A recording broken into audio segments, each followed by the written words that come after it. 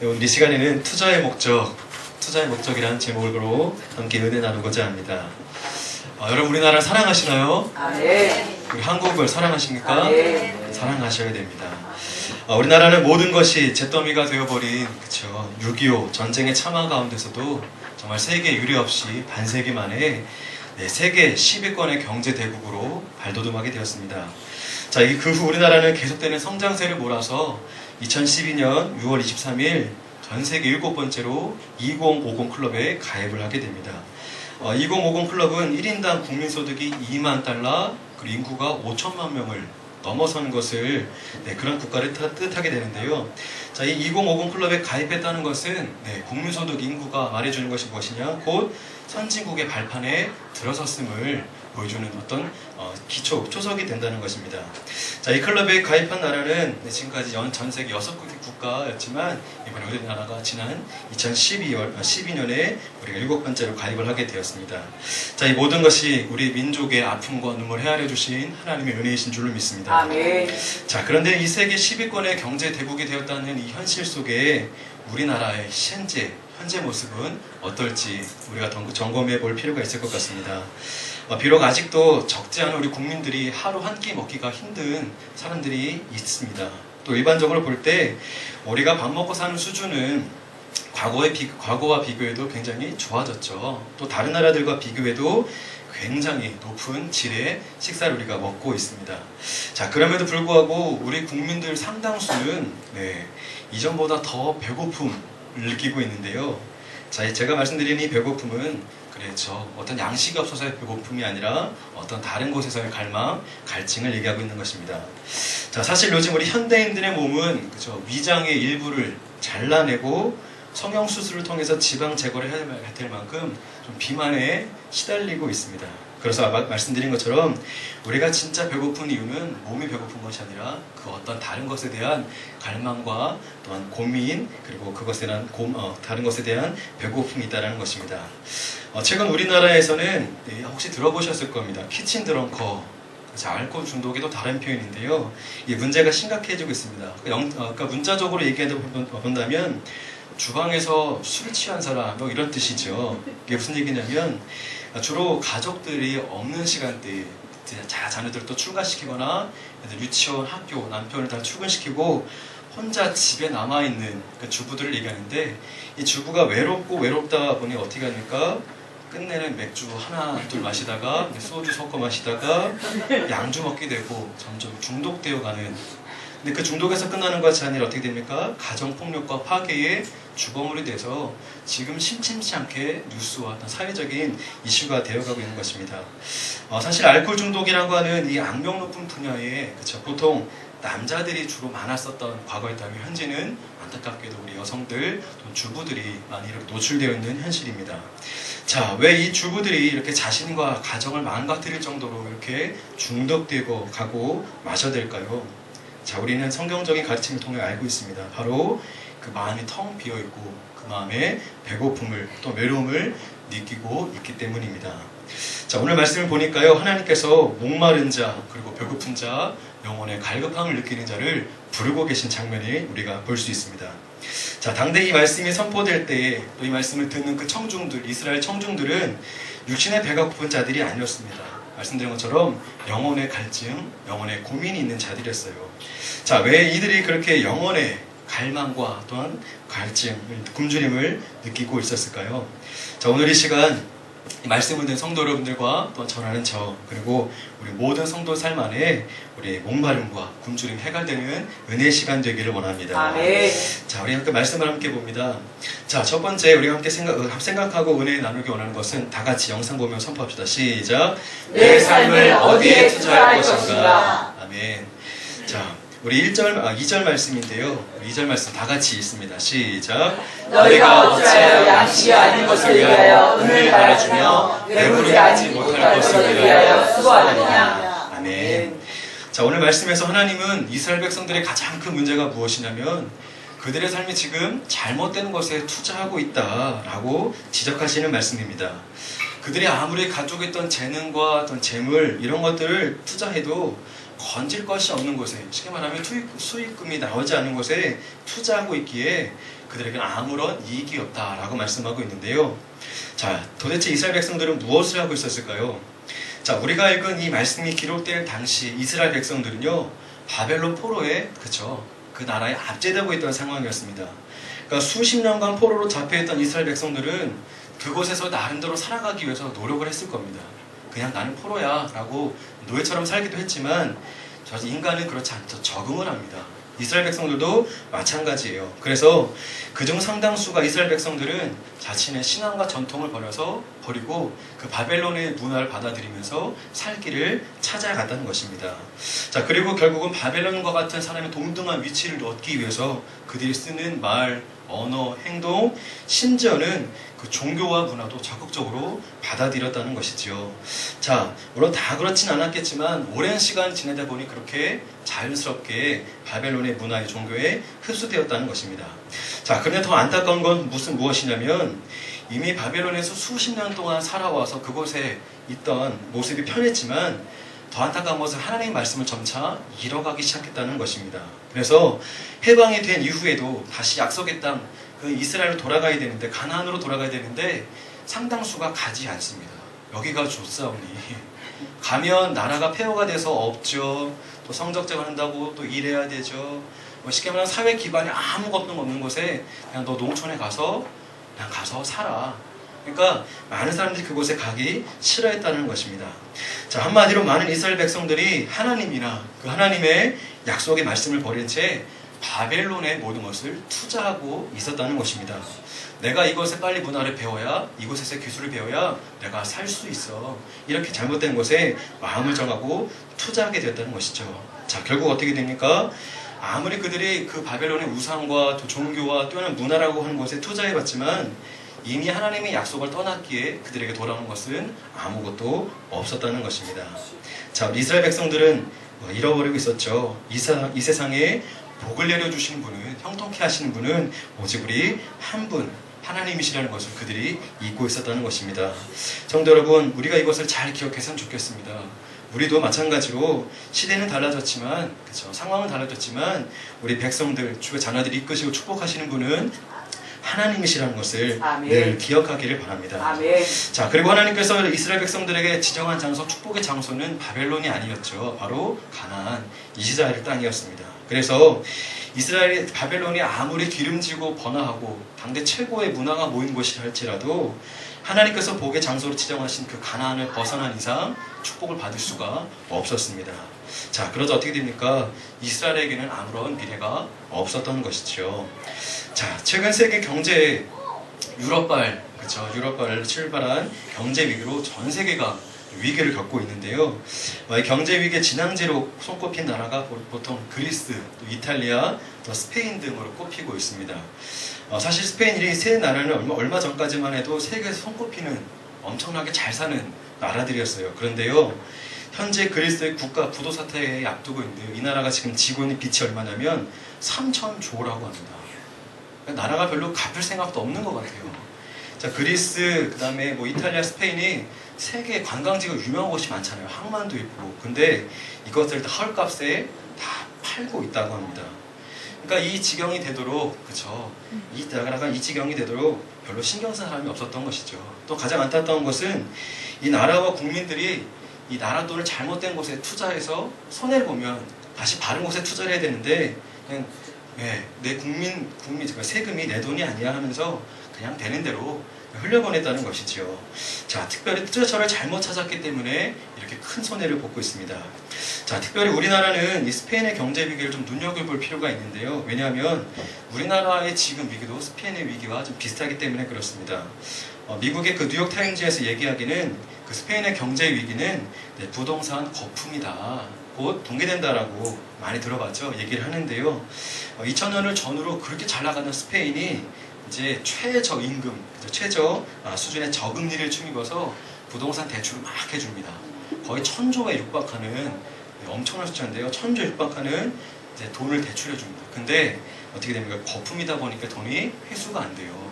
그래서 그 나라, 주택담보대출 그 비율이 거의 1,000조 원이 넘어간다고 합니다. 자, 이렇게 거품이 되다 보니까 어떻게 되냐면 집값이 점점 20% 이상이 떨어집니다. 사실 집값이 뭐 2, 3%만 떨어져도 막 아유 절절면인데 25%가 떨어졌다는 건 엄청난 것이지요. 자, 이 우리나라도 그렇지만 신앙도 이와 같은 것 같습니다. 성도 여러분, 투자라고 해서 단순히 우리 그리스도인들에게서 믿음을 따라 헌신해라, 믿음을 따라 헌금하라라는 것이 아닙니다. 자, 그리스도인들에게서 진정한 투자의 의미는 우리의 모든 삶이 하나님의 품 안에 있어야 참된 행복과 평안을 누릴 수 있다라는 의미로 우리가 바로 알아들었으면 좋겠습니다. 그리하여서 내게 주어진 시간과 재물과 노력, 꿈 모든 것이 하나님 품 안에 바로 쓰여지고 있는지, 또한 그렇게 주의 손에 불들일 때에 아름다운 결실을 맺게 될 줄로 믿습니다. 자, 이스라엘 백성들이 바벨론과 그 우상에 또한 그들을 이렇게 따라 갈 때에 아무것도 건질 수 없었고, 또 그들에게 투자했을 때 그들의 손에 돌아오는 것이 없었던 것처럼 하나님을 떠난 인생은 아무것도 거둘 수가 없다는 것을 이스라엘의 교훈을 통하여, 또한 성경의 가르침을 통하여 우리가 배울 수 있기를 바랍니다. 여러분, 다시 한번 선포하기 원합니다. 하나님은 내 인생의 최고의 투자처이십니다. 하나님만이 나의 최고의 후원자이십니다. 우리 이것을 날마다 고백할 수 있는 우리 모든 믿음의 성도들이 되기 원합니다. 우리 말씀이 있는데요, 우리 갈라디아서 말씀 함께 읽겠습니다. 우리가 선을 행하되 낙심하지 말지니 포기하지 아니하면 때가 이르매 거두리라. 아멘. 하나님 말씀하시죠. 행하라. 하나님께 기뻐하신 행함을 투자하면 거두게 될 것이다. 아멘. 주님 말씀하고 계십니다. 자, 두 번째, 오늘 말씀을 통하여서 삶의 투자 방식을 온전히 바로 결정할 수 있었으면 좋겠습니다. 오늘 말씀 1절 말씀인데요, 다 같이 읽습니다. 오라, 너희 모든 거는 자들아 물로 나오라. 돈 없는 자도 오라. 너희는 와서 사 먹되 돈 없이 값없이 와서 포도주와 젖을 사라. 아멘. 자, 우리가 살고 있는 자본주의 사회는요, 돈만 있으면 다 되는, 모든 것을 할 수 있는 것처럼 보이는 시대가 되어버리고 말았습니다. 지난 2012년에 5월달에 개봉한 영화인데요, 돈의 맛이라는 영화 혹시 보셨습니까? 네, 좀 야합니다. 네, 이 영화가 주제는 하나죠. 돈이라면 다 된다. 돈이라면 모든 것을 가지려고 하는 사람들의 그 탐욕에 물든 이야기인데요. 자, 이처럼 돈의 전능함을 믿는 현대인들에게 있어서 돈은 곧 신이죠. 권력을 넘어서 이제는 돈은 곧 신이 되어버리고 말았습니다. 자, 돈이라고 하는 것은 적든 많든 힘이 있어요. 사람 움직일 수 있는 묘한 마력이 있습니다. 자, 심지어 돈의 힘까지, 그리고 돈의 어떤 책임까지 우리 전가한 어른들이 있는데요. 단적인 예로 그냥 자녀들의, 또한 아이들에게 손을 내 용돈을 좀 쥐어주고 그냥 학원만 좀 보내주면 부모로서 또한 어른으로서의 책임을 다했다라고 말하는 그런 어른들이 있습니다. 그런데 이렇게 자란 청소년들은 이들이 어른들이 되었을 때에 또한 돈에 대해서 더 비굴하고 사악한 노예가 될 가능성이 더 큽니다. 왜냐? 우리가 자녀를 키운 것이 아니라, 사랑과 말씀으로 키운 것이 아니라 돈으로서 그들을 키웠기 때문에 그렇습니다. 자, 돈을 위해서라면, 자신의 유흥비를 마련하기 위해서라면 사람의 목숨도 어떻게 해버리는 이 세상 아닙니까? 자, 이 돈의 맛을 옆에서 지켜본 우리의 자녀들, 이들의 장래를 우리가 감당할 수 있을까요? 없을 겁니다. 미국 하버드 대학교의 그 정치 철학자 로서 어떤 세계적인 명성을 떨치고 있는 마이클 샌델이라는 교수를 알고 계실 겁니다. 또 최근에는 이제 정의란 무엇인가라는 책도 발간을 했는데요. 우리나라 옛날 연세대학교에 와가지고 거의 10,000명 넘는 학생들 앞에서 강연도 했었습니다. 자, 그런데 현대 자본주의 맹주인 우리 미국의 한복판에서 이 사람이 무엇이라고 얘기했냐면, 돈은 곧 한계가 있다. 그죠? 돈으로 살 수 없는 것들이 있다라는 책을 발간하게 된 것인데요. 그 책에서 말하는 것은 두 가지였습니다. 하나는 돈으로 모든 것을 해결하려고 하는 이 모든 곳에서 모든 문제가 시작되었다라는 것하고요. 또 하나는 이제는 시장 경제에서 시장 사회로 발전하고 있다라고 지적하는 것입니다. 무엇이냐면, 시장 경제라고 하는 것은 시장이라고 하는 그 제한된 구역 안에서만 물건, 그 재화가 오가지만, 시장 사회는 이제는 이 모든 것들이, 사회의 모든 것들이 이제는 시장처럼 값이 매겨지고 팔린다는 것입니다. 무슨 얘기냐면, 여기에 어떤 사람의 생각, 심지어 몸, 정신, 그쵸. 눈에 보이지 않는 것들 이제는 돈으로 사는, 그것 판매되는 이런 사회가 되고 있다라고 지적을 하고 있는데요. 자, 이런 사회적 흐름을 우리가 염두에 두고서 뭘 말씀을 보면요. 하나님 말씀하시죠. 물과 포도주, 우유 등을 너희는 뭐라고 합니까? 와서 값없이 사라 라고 말씀합니다. 자, 이 말씀 얼핏 들으면 그냥 하나님께서 음료수를, 이거 마실 것들을 무상으로 제공해 주겠다라는 것처럼 보이는데요. 자, 근데 곰곰이 생각해 보면 표현이 참 아리송합니다. 왜냐하면 값없이 사라. 값없이 사라. 이게 값이 없는데 뭘 삽니까? 그러니까 차라리 그냥 값없는 거 차라리 공짜로 주든지 아니면 조금이나마 싼 값에 주시든지 뭐 둘 중 하나면 이해가 될 텐데, 네, 값을 조금 더 치르지 않으면서 어떻게 삽니까? 라는 좀 아리송한 때가 있습니다. 자, 그런데요, 생각해보면 두 가지 뜻이 있는 것 같습니다. 첫 번째로는 하나님께서 제공해 주신 이 물, 포도주, 우유 같은 이것들은, 네, 이 영혼의 생명수 이것에는, 네, 가치를 매길 수 없다라는 것을 말씀해 주고 있는 것 같습니다. 그러니까 생명수가 너무 흔해 빠져서 값이 없다라는 것이 아니라 우리가 가지고 있는 어떤 물질, 돈으로는 그것을 얻을 수 없다라는 것이지요. 너무나도 값비싼 것이기 때문에 그 소유자, 그죠?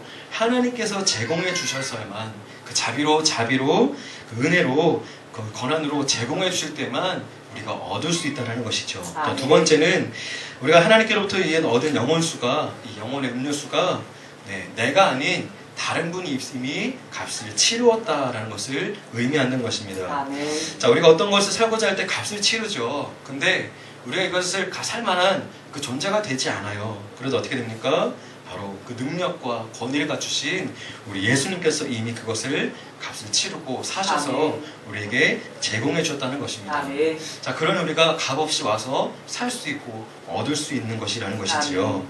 자, 성도 여러분, 다시 한번 우리가 알지만 기억하기 원합니다. 우리에게 귀한 생명수를 허락하신 이는 우리 주님이시오. 아멘. 또 공급하신 이는 오로지 하나님이심을 우리가 마음에 되새기셨으면 좋겠습니다. 아멘. 자, 우리 요한복음 말씀이 있는데요. 우리 함께 읽습니다. 이 물을 마시는 자마다 다시 목마르리라. 내가 주는 물을 마시는 자는 영원히 목마르지 아니하리니 내가 주는 물은 그 속에서 영생하도록 솟아나는 샘물이 되리라. 아멘. 자, 그리고 초막절이라고 하는 유대인이 큰 명절에 모인 사람들 앞에서도 또 예수님은 이렇게 말씀하십니다. 함께 읽습니다. 누구든지 목마르거든 내게로 와서 마시라. 나를 믿는 자는 그 배에서 생수의 강이 흘러나오리라. 아멘. 자, 성도 여러분, 혹시 이곳에 목마른 분들이 계십니까? 아무리 쇼핑을 하고 학위를 얻고 재물을 얻고 어떤 남부러운 결혼을 또 꿈꾸며 하신 분들이라 할지라도 혹 마음 한구석에 외로우세요?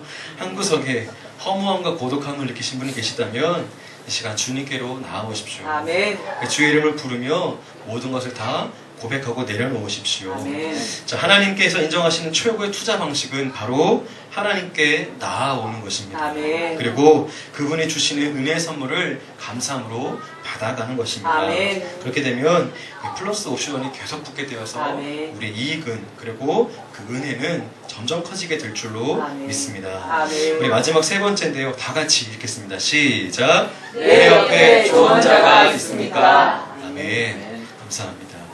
자, 오늘 말씀 2절과 3절인데요. 오늘 좀 길지만 다시 한번 읽겠습니다. 시작. 너희가 어찌하여 양치 아닌 것을 위하여 은을 달아주며 배부르게 하지 못할 것을 위하여 수고하느냐. 내가 믿고 은을 주었다. 그리하면 너희가 좋은 것을 먹을 것이며 너희 자신들이 기름진 것으로 즐거움을 얻으리라. 너희는 귀를 기울이고 내게로 나아가리라. 그리하면 너희 영혼이 살리라. 내가 너희를 위하여 영원한 언약을 맺으리니 곧 다윗에게 허락한 확실한 은혜이니라. 아멘. 감사합니다. 세계적인 그 영화 제작사인 드림웍스를 아실 겁니다. 슈렉도 만들고 20대의 왕자도 만들었던 전 세계적인 영화 제작사인데요. 이 제작사의 대표가 사진에 보이시죠? 제프리 커젠버그라고 하는 사람입니다. 이 사람이 어떤 컨퍼런스 기조연설에서 한 내용인데요. 자, 이 사람이 어떤 그 기조연설을 하면서 라이언 킹의 실제 모델이었던 어떤 사자를 그 연설 현장에 데리고 갑니다. 그 강단에 올라갔는데요. 이 사자가 제멋대로 막 굴기 시작했습니다. 제멋자가 막 그러니까 강아지가 아니잖아요. 또 크고 위험한지라 어쩔 수 없이 막 당혹하게 하고 있는데 옆에서 조련사가 와서 그 사자를 제압하게 됩니다. 자, 그러면서 이렇게 얘기합니다. 사자가 늘 예측하지 못한 행동을 하듯이 기술도 예측 불가능할 때가 있습니다. 자, 당시에 사자를 잘 다루는 조련사가 함께 있었기 때문에 내가 다치지 않았습니다. 기술도 전문가, 조언자에게 언제든 접속할 수 있어야 예측하지 못한 상황을 정상적으로 돌릴 수가 있습니다. 하면서 기조연설을 이어갔다는 것입니다. 자, 우리 성도 여러분 생각해보면 사실 기술 분야에서만 조언자가 필요한 것은 아니지요. 현대 사회에는 어떤 분야를 초월하여서 훌륭한 조언자들, 기술자들을 모으기 위해서 좀 많은 돈과 또 많은 것들을 제공하고 있습니다. 자, 아무리 훌륭한 선수라 할지라도 자신의 단점을 정확하게 보고 코치해 줄 수 있는 그쵸 감독이 필요하고 또 훌륭한 코치가 필요하듯이 이 시대를 선도하는 단체의 어떤 조직들은 말씀드린 것처럼 유능한 그쵸 조언자들을 확보하기 위해서 모든 것을 투자합니다. 자, 그래서 중요한 일과 어떤 그런 조직일수록 주변에 사람들 많이 모으고 있는데요. 자, 반대로 얘기해서 내 주변에 나에게만 좋은 얘기를 해주고 또한 현세를 바라보지 못하는 안일함 있는 조언자들이 모이면 어떻게 되냐, 멀지 않은 미래에 상상하지 못한 일들이, 불행한 일들이 생겨버린다는 것이지요. 자, 이와 같은 말씀 좀 이어가면 오늘 말씀에 보면 어떻게 말씀합니까? 하나님은 반복하여서 우리 2장 중반과 3절 초반에 말씀하십니다. 뭐라고 말씀하십니까? 내게 와서 들으라. 내게 와서 들으라. 하나님께서 직접 너희 삶에 조언자가 되어주겠다라고 말씀해주고 계십니다. 우리 하나님 특성을 아시죠? 하나님께서는 이 온 우주를 창조하셨어요. 그리고 여기 앉아있는 우리 한 사람 한 사람을 직접 창조하시고 설계하시고 인도하십니다. 또 우리가 아직 살지 않았던 미래도 가장 잘 알고 계시는 분이기에 또한 이 하나님께서 우리 모든 것을 주관하시기에 우리가 하나님의 조언을 들을 필요가 있다는 것입니다. 자, 그리고 더 중요한 것이 무엇입니까? 우리가 어떤 상황, 어떤 길을 판단할지라도 늘 우리를 떠나지 않고 배신하지 않고 우리 편에 되어주시는 하나님이시라는 것이지요. 그래서 이 세상에서 가장 신뢰할 수 있는 조언자가 우리 하나님이시라는 것입니다. 자, 그래서 하나님은 내가 세상에서 만날 수 있는 최고의 조언자라는 것입니다. 자, 조금 전에 읽었던 말씀을 다시 한번 되새겨보면요, 우리 하나님 말씀을 들을 때 듣기만 하면 어떻게 됩니까? 좋은 것을 주고 기름진 것으로 너희 즐거움을 얻게 될 것이다 라고 말씀해 주십니다. 나아가서 우리가 하나님의 말씀을 들을 때에 우리 영혼이 살아나리라. 또 구원도 선물로 주시겠다 라고 말씀해 주신 것입니다. 성도 여러분, 이 시간에 말씀이 들려올 때에 좀 지혜를 발휘하셨으면 좋겠습니다. 하나님이 뭐라고 하시냐면 들으래요. 거의 공짜죠. 공짜입니다. 힘들 건 조금 주회전에 나와서 말씀을 듣기만 하면 됩니다. 그쵸? 딴 거 하라고 말씀하지 않으셨어요. 말씀을 잘 듣기만 해라. 들으면 된대요. 그러면 모든 걸 다 해결해 주시겠다라고 약속을 통하여, 말씀을 통하여 우리에게 허락해 주고 계십니다. 성도 여러분, 이것이 하나님의 능력, 우리 신앙생활의 재미, 즐거움 아니겠습니까? 하나님의 말씀을 듣기만 했는데 해결해 주시고 열어주셨더라. 얼마나 멋있습니까? 제가 오늘 아동부 예배를 드리면서 아동부 아이들에게 전사님은 기도하면 가장 잘 응답되는 것 중 하나가 먹는 거야 라고 얘기를 했습니다. 지금 정말 그래요. 하나님 저 뭐 먹고 싶어요? 그러면 딱 3일 안에 다 주십니다. 이게 이렇게 전도사가 이렇게 좀 다른 사람 병도 고치고 하나님 이렇게 해결해 주세요 그거야 되는데 먹고 싶은 것만 잘 주셔서 아직은 그래도 응답되는 것만 감사한데요. 여러분, 제가 그랬습니다. 야, 전도사님이 이렇게 생긴 전도사님이 기도가 응답받는데 너희들은, 하나님의 가능성이 많은 너희들은 얼마나 더 응답을 많이 해주시겠구나. 전쌤, 제가 이제 35살인데요 35살에 이제 먹는 거에 대해서 응답이 텄다면 너희들은 지금부터 기도하면 훨씬 더 많은 것을 더 응답해 주실 가능성이 많다라고 얘기했습니다. 여러분, 다른 것이 아닙니다. 하나님은 말씀을, 그의 말씀을 듣기만 해라. 그럼 내가 다 책임져 주시겠다고 우리에게 약속해 주셨습니다. 이것이 누군가 특정한 사람에게 해당되는 것이 아니라 오늘 나에게 말씀하신 하나님 직접적인 부탁이요 간절함인 줄로 믿습니다. 조금 유치하지만 우리 한번 해봤으면 좋겠습니다. 하나님 최고, 어때요? 해보실 수 있을까요? 자, 준비 시작. 하나님 최고. 감사합니다. 아멘. 아동부 해야 재밌는데. 자, 그러므로 하나님은 우리를 참 성공과 생명의 길로 이끄실 최고의 주원자이십니다. 아멘. 잘 되기도 하시지만 잘못될 때에, 우리가 어려울 때에 아들아 딸아 이렇게 하자, 아멘. 저렇게 하자, 다른 거 아니죠. 말씀을 들으러 나와라. 아멘. 그럼 내가 해결해 주겠다. 아멘. 하나님의 원리와 논리 풀어가신 방법은 단순합니다. 아멘. 자, 말씀을 정리하겠습니다. 오늘 나의 영혼을 다시 한번 돌이켜볼 수 있었으면 좋겠습니다. 혹시 몸은 좀 튼튼하고 아름다워도 내 영혼은 말라비틀어져 가고 있지는 않습니까? 또 예쁘게 화장을 하고 지금 당장 어디를 가도 꿀리지 않을 그런 스타일리시한 옷을 입었다 할지라도 내 영의 상태는 초췌하지 않습니까? 기억하십시오. 우리 영혼이 병들면 아무 소용이 없습니다. 아멘. 자, 내 영을 살리시고 내 모든 삶의 영역을 책임지시고 이끌어 가실 분, 또 나의 자녀들이, 내 부모님이 잘 클까, 또한 잘 계실까 걱정하는 분들의 걱정과 상관없이 하나님의 그 입술로 하신 그 말씀, 언약 그대로 충실히 하실 하나님께서 말씀하셨습니다. 나에게 투자하라. 아멘. 내게로 와서 나의 말을 들으라. 아멘. 주님 말씀하셨습니다. 자, 이 말씀에 순종하는 한 주, 또한 순종으로 가득 찬 우리 7월 맞이하시기를 아멘. 주님의 이름으로 부탁드립니다. 아멘.